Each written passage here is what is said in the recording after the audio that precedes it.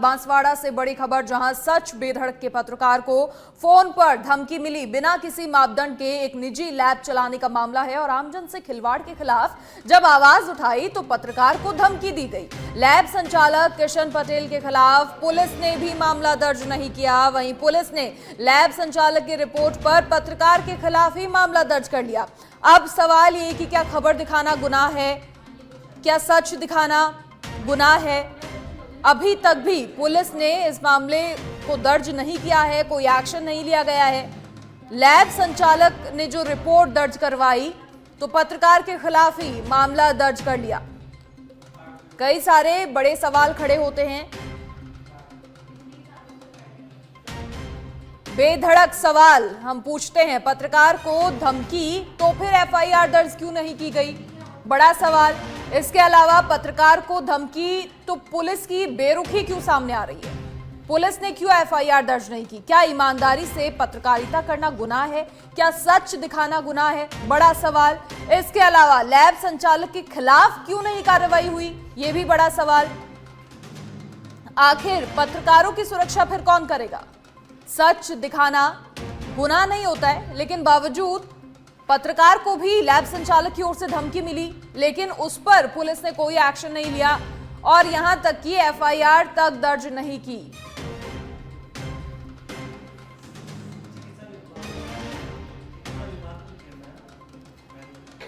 अधिक जानकारी के लिए हमारे सहयोगी किशन सेन फोन लाइन पर जुड़ गए हैं। किशन, क्या कुछ ये पूरा मामला है, पहले विस्तृत जानकारी दें। देखिए मनीषा, ये जो पूरा मामला है वो बांसवाड़ा जिले के गढ़ी थाना क्षेत्र का है, जहां पर एक कथित लैब है वो बिना रजिस्ट्रेशन के, बिना बायोवेस्ट के लैब के रजिस्ट्रेशन के यहाँ पर चल रही थी। जो मापदंड होने चाहिए वो नहीं हो रहे थे, उसकी शिकायत लगातार मिल रही थी।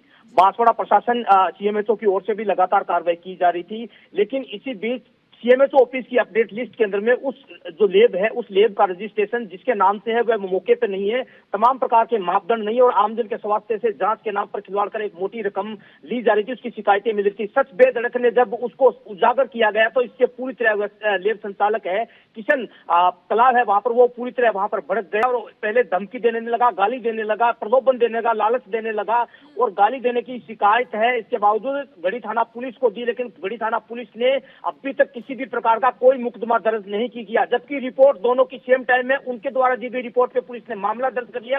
एक ही दिन के अंदर में 41 का नोटिस भी तामील हो जाता, तो कहीं न कहीं पुलिस इसमें भी पूरे सवालों के घेरे के अंदर में कि जिस कथित लैब का संचालन किसी के और के नाम से और वह मौके पे है ही नहीं, इसके बावजूद भी लैब अब वहां पर संचालित है, तो कहीं न कहीं लैब संचालक इस पूरे मामले के अंदर में पूरी तरीके से फर्जीवाड़ा कर रहा है, जिसका पूरा खुलासा सच बेधड़क न्यूज चैनल ने प्रमुखता से दिखाया था और उसी से ही वह कहीं न कहीं आक्रोशित होकर वो सच बेधड़क के न्यूज के रिपोर्टर को जान से मारने की धमकी और उसको आजीवन कारावास में धमकी देने जैसी धमकी दी गई। उसका वीडियो ऑडियो है वो गढ़ी थाना पुलिस को दिया गया है, लेकिन पुलिस ने इसमें पूरी बेरुखी दिखाई है, एक तरफा कार्रवाई की गई है। जांच के नाम पे अगर पुलिस सही जांच करती है तो करीब 2 बजे से लगा के 5 बजे तक का पूरा सीसीटीवी फुटेज वहां पर देख लीजिए। यहां तक कि वह कह रहा है कि हाल ही के अंदर में एसीबी की जो कार्रवाई हुई थी उसके अंदर में लैब संचालक का यहां तक दावा है कि सीएमएचओ को एसीबी के जो अधिकारी है राजेंद्र प्रसाद गोयल, उनको 15 लाख रुपए देके उन्होंने ही बताया। तो कहीं न कहीं इस पूरे मामले के अंदर में एक बड़ा लंबा चौड़ा घेल चल रहा है, कहीं न कहीं पूरा दबाव यहाँ पर पुलिस पे है उसको बचाने के लिए, तो इसी प्रकार से पुलिस उसको बचा रही है और कहीं न कहीं पत्रकारिता को दबाने के लिए फर्जी मुकदमा दर्ज कर रही है। और जब पत्रकार को इतनी बड़ी धमकी दी जा रही है, सारा मामला पुलिस अधीक्षक को भी अवगत करवाया गया, लेकिन इसके बावजूद भी पुलिस अधीक्षक द्वारा अभी तक उस पूरे मामले के अंदर में एफआईआर दर्ज करने के निर्देश दिए गए। मामला सिर्फ परिवार के अंदर है, जबकि पूरी रिपोर्ट जांच लैब की सारी चीजें पुलिस को अवगत कराई गई। जी मनीषा। किशन, जैसा आप बता रहे हैं उस हिसाब से, क्योंकि लेबोरेटरी काफी समय से संचालित हो रही है और इस पर पहले से भी कोई एक्शन नहीं लिया गया, तो सीएमएचओ की भी कहीं ना कहीं संलिप्तता नजर आ रही है। बिल्कुल साफ तौर पे सीएमएचओ को पूरी तरह से संलिप्तता है। जो अपडेट लिस्ट है सीएमएचओ ऑफिस द्वारा हमें प्राप्त हुई उसके अंदर में कहीं भी उस लैब का बायोवेस्ट का कहीं भी रजिस्ट्रेशन नहीं है और उस जिस लैब का रजिस्ट्रेशन जिन महिला के नाम से वो महिला भी मौके पे मौजूद नहीं है।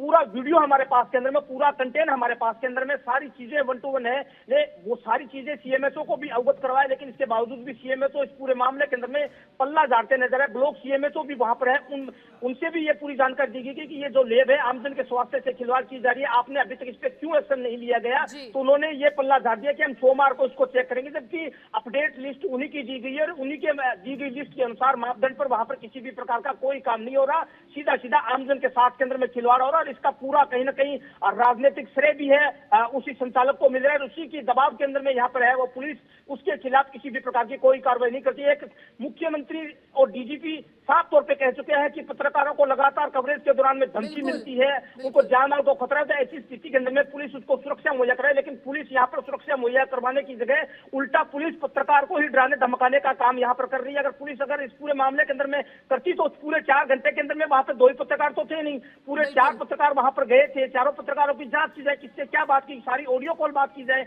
लेकिन इसके बावजूद पुलिस आधी अधूरी बात करके इस पूरे मामले को एक तरफा तूल देकर कहीं ना कहीं इस पूरे मामले को दबाने का प्रयास किया जा रहा है। यहाँ पर पत्रकार को न्याय नहीं मिलता दिखाई दे रहा है। जी किशन, आपकी ओर से एफआईआर की कोशिश की गई, वो एफआईआर भी पुलिस की ओर से दर्ज नहीं की गई?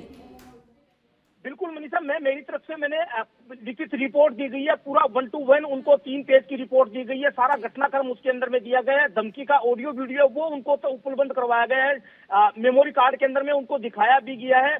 और जो सीएमएचओ ऑफिस की जो अपडेट लिस्ट है, जिस लैब का संचालन गतिविधि अवैध हो रही है, मापदंड के अनुसार नहीं हो रहा, वो चीजें भी उनको दिखाई गई है। लेकिन इसके बावजूद सारी प्रतिलिपि देने के बावजूद भी पुलिस ने एफआईआर दर्ज नहीं करी है। खाली ओनली परिवार के नाम पर वहां पर खाना पूर्ति करने का काम किया जा रहा है, जबकि लैब संचालक द्वारा दी गई रिपोर्ट के ऊपर में पुलिस पत्रकारों के खिलाफ झूठा मामला दर्ज करती है और एक तरफा मामला दर्ज कर कहीं ना कहीं लैब संचालक को बचाने का यहाँ पर पूरा प्रयास हो रहा है। जी, जब आपने वो वीडियो और ऑडियो पुलिस को दिखाए, वहां पर सबमिट करवाए, जमा करवाए, तब उन ऑडियो वीडियो को देखकर कोई रुख सामने आया, कुछ कहा गया? जब ये ऑडियो और वीडियो सारा दिखाया गया था, लिखित रिपोर्ट दी गई थी, तब वहां के सीआई है रोहित सिंह जी, उन्होंने कहा इस पे कोई ऑफेंस नहीं बनता।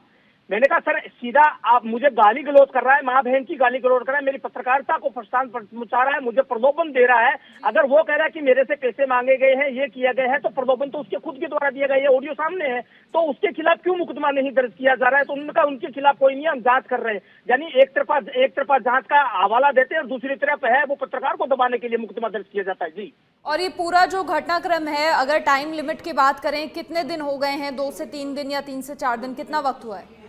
देखिए मनीषा, इस पूरे घटनाक्रम को आज 2 दिन हो चुके हैं, लेकिन इसके बावजूद अभी तक किसी भी प्रकार का पत्रकार को कोई न्याय की यहाँ पर उम्मीद नजर नहीं आ रही है।